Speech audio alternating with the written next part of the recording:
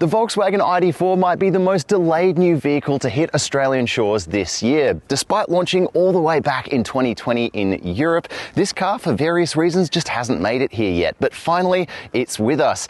And the thing is, this version is a heavily updated one that's more suited to Australian conditions. But it's not lost on Volkswagen that it's entering a really tough market now, with plenty of really appealing competition, both from classic rivals like Tesla and Kia to all new players. So what's the brand done to keep this one on your list? Well, let's find out. The ID.4 arrives in just one specification, and it might surprise you how well it's priced considering the sheer amount of equipment it includes.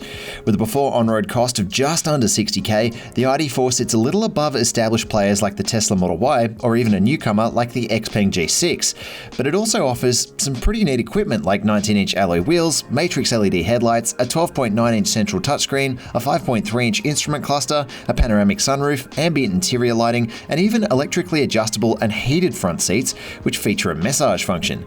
As a bonus value add, VW chucks in a Type 2 to Type 2 charging cable as standard. That's pretty convenient.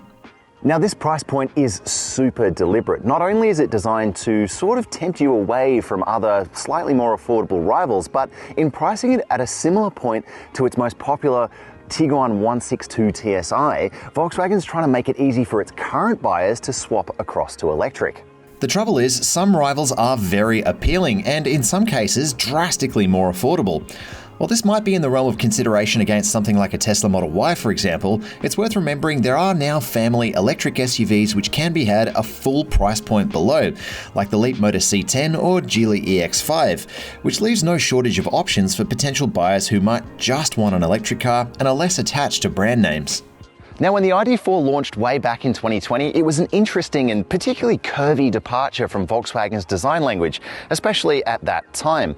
But now we've had some time to digest the look of this car, I think it actually plays it quite safe in terms of its look from the outside, and maybe that's a bit of a tactical move compared to some of the more wacky designs we're seeing enter the market. For me, highlights on the outside include the light bar in the front, those headlights which almost look like they could be the ID.4's eyeballs, and the flush door handles.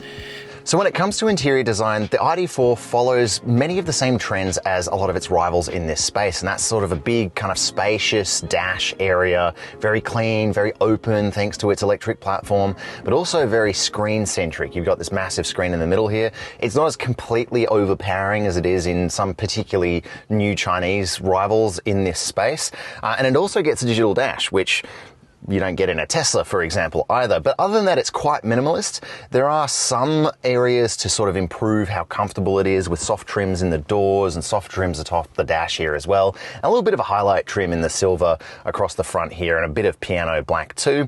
Like most Volkswagens, the wheel is a real highlight point, always feels really good. This one's got the capacitive buttons on it, which weren't a big hit when they launched originally, and the brand's now moving back to actual physical buttons on the wheel. But other than that, it is a nice touch point.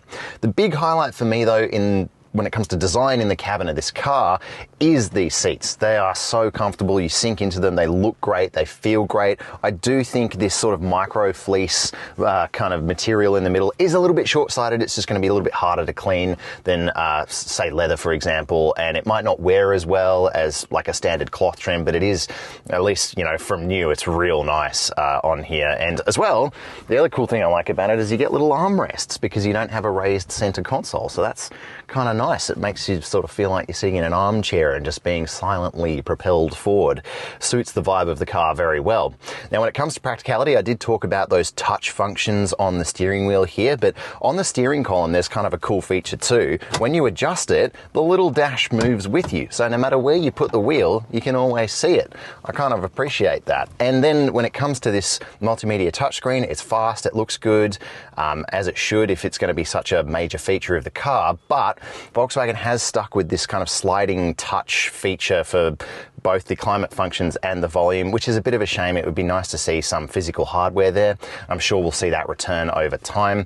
And also, having such a high resolution screen means some of the shortcut buttons which run across the top of this screen are quite small, and I find when I'm driving it, I have to sort of lean forward, grab the top of the screen so I can touch the shortcut buttons. So it's just a little bit like hard to interact with compared to cars that have real physical controls, but it's not one of the worst I've used by a long shot, so that's worth keeping in mind as well. Also, it's just really spacious and nice in here, and this center console is super cool. So not only does it open the space up massively, but it's super versatile because you've got a big bottle holder in the door, and then you can have a bottle holder in the center console, or you can take that out and you can remove the little dividers in here and just toss them away, and then you've got this huge space here. Or you can put that down there, grab this double-sided multi-ridge cup holder, and then you can put it up here instead of down in that center console too, which is like a really nice touch. I think I've got it the wrong way around. There we go, goes that way.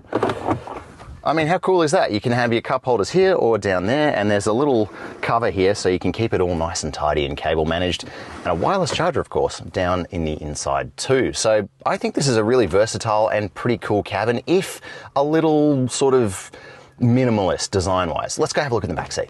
Okay, so the back seat of the ID.4 is another real highlight for it. The seat trim especially continues. It's just like the front seat in the amount of sponge that it's got to it. It's really contoured into the back, so you have a bit of side bolstering in the corners too, and those nice, if a little short-sighted materials continue back here too. It's just a lovely place to sit. The MEB dedicated electric platform means it's all flat here, so you can usefully put an adult in this middle position because they'll have somewhere to put their feet. There's no transmission tunnel like there is in a combustion car. And when it comes to storage and extra features, there's plenty of those too. So you've got a cup holder in the door that's actually nice and big. You've got a drop-down armrest with a further 3 cup holders, but this also becomes a ski port. Very European.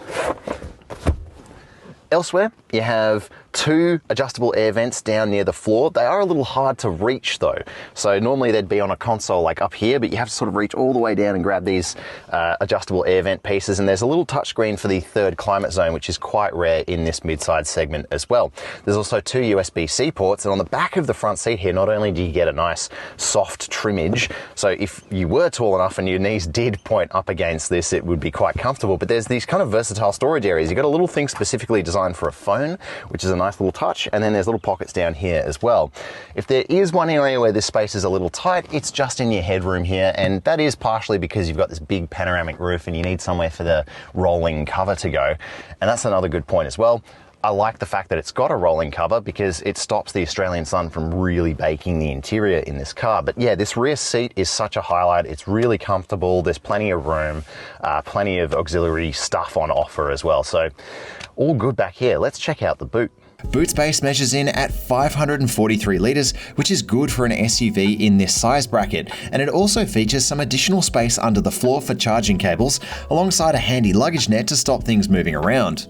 Okay, so under the bonnet here, there's not a whole lot to see. There's just a mix of kind of cooling hardware and stuff, but importantly, there's no frunk, which a lot of this car's rivals get, and it's unfortunate because sometimes it is quite useful as a place to store your charging cables and things like that. Now, the ID.4 in its initial version that arrives in Australia is rear-wheel drive only, and we get the upgraded motor, which is much more competitive. See the power figures for that on your screen now.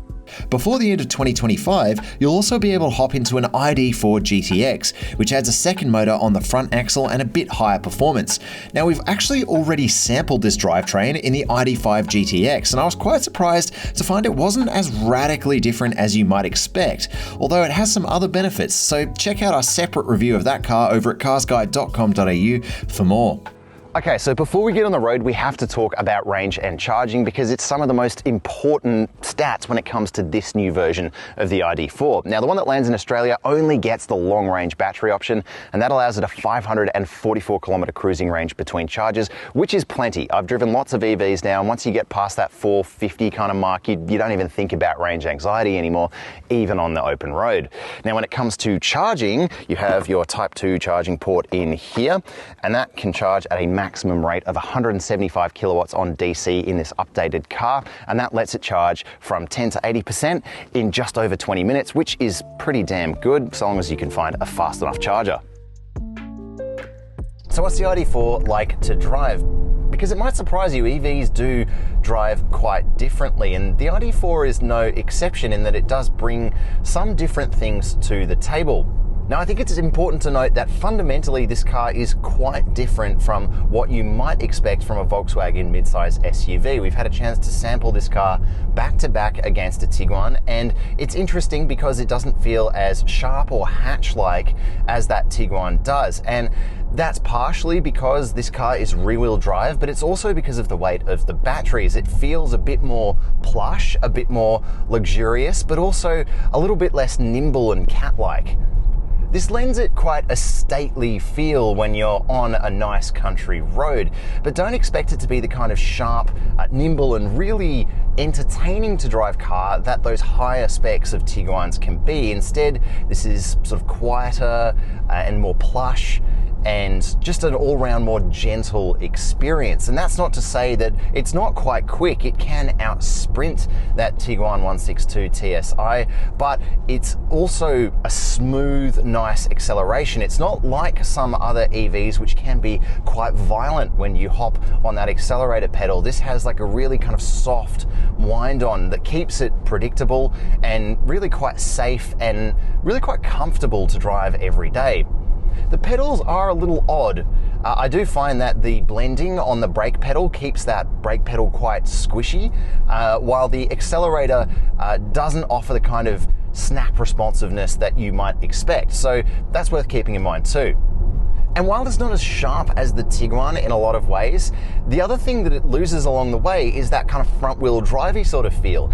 And because it's rear-wheel drive and it's not as locked down as a lot of its rivals, it is possible to be a bit cheeky with this car, which is something that I really appreciate. Now, the ID.4 also excels in some areas where traditionally Volkswagens do, and that's down to the excellent steering tune. Its ride is also really quite good, although it's interesting because cars in Australia ship with the adjustable dampers as standard, so you can make them quite a bit firmer than that stock tune, or you can make them quite soft and lumpy and bouncy. And it sort of depends on what road you're on, and it's nice that you can do both. You're not locked into one either too soft suspension tune, like maybe you might experience in a BYD, or too hard a suspension tune, like you might get in a Tesla, for example. So Volkswagen is very conscious of the sort of pitfalls that a lot of its rival EVs are falling into, as making this car as adjustable as possible so that it will suit a wider range of buyers, and I think that's really clever.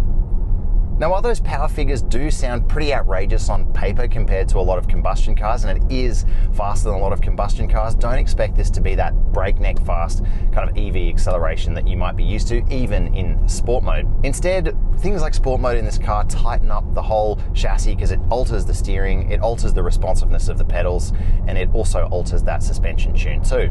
And in a way, that's almost better. While it's kind of fun to accelerate extremely fast, like you can in some EVs, to alter the whole car in more subtle ways, I think is kind of a better balance. But that having been said, there is a kind of doughiness overall to this car that isn't there in a lot of rival EVs. But that's not necessarily a bad thing. I think that a lot of buyers will actually appreciate the sort of family-oriented comfort that can be on offer in here. Sound levels are also quite good, and these seats have proved to be super comfortable even over a longer distance trip. So I'm quite overall happy with the way that this car feels as a long-distance EV tourer even. And while it's different from a lot of Volkswagens in terms of its overall feel, I don't think it's necessarily worse. And I think importantly, it has a lot of traits which will make it more appealing to a wider set of buyers than a lot of its rival EVs. I think the biggest detractor of the drive experience is this sort of touchscreen layout. It is just annoying to have to jab at things that are either really small elements or require some concentration to try and figure out if your kind of touch inputs are actually having an effect. And that's the main downside. I think other than that, this car is really easy to drive. Okay, when it comes to safety, obviously there is a full gamut of safety kit and nothing is optional, which is always really nice to see. But I think what's more important these days is how well these safety systems are calibrated, because it's all well and good to put a system in to tick a box, but if you actually make it not intrusive to the driver and not ruin the drive experience of that car, I find that that's almost more important these days, because otherwise you're just going to turn the system off and you might as well just not have it, and it's an extra annoyance every time you get in the car. And I'm pleased to report, like a lot of European cars, this ID.4 has not annoyed me once in the whole time I have been driving it. For a little more information on the ID.4's full suite of active safety equipment, check out our full written review over at CarsGuide.com.au. Look, the warranty wars are back on in Australia. We've got a lot of particularly new players trying to establish themselves with warranties as long as 10 years now. But Volkswagen's not doing that. It's sticking with its standard 5-year and unlimited kilometre warranty, but that's not to say that it hasn't offered some fruit when it comes to the ownership package of this car. Servicing is only due once every 2 years or 30,000 Ks, and it costs an average of just $298 a year. If you pay up front as part of a service plan, this can even extend all the way out to 10 years, which is not something a lot of this car's rivals offer. Additionally, the battery is covered for an industry standard 8 years or 160,000 Ks, and VW guarantees 10 years of battery parts supply from the end date of production for the ID.4, and that should add some peace of mind in an area where a lot of people get a bit nervous. There are other ownership perks too, but check out our full review over at carsguide.com.au for all the details. So there you have it, the long-awaited Volkswagen ID.4. This is by far the best version of this car yet, and Volkswagen has done an admirable job of at least making this vehicle worthy of your consideration, even against such a strong field of rivals. What do you think? Would you consider one of these over a Tesla Model Y or a Kia EV6 or a Kia EV5 or even an Xpeng G6? Tell us what you think in the comments below, and as always, make sure to check out our full written review over at carsguide.com.au.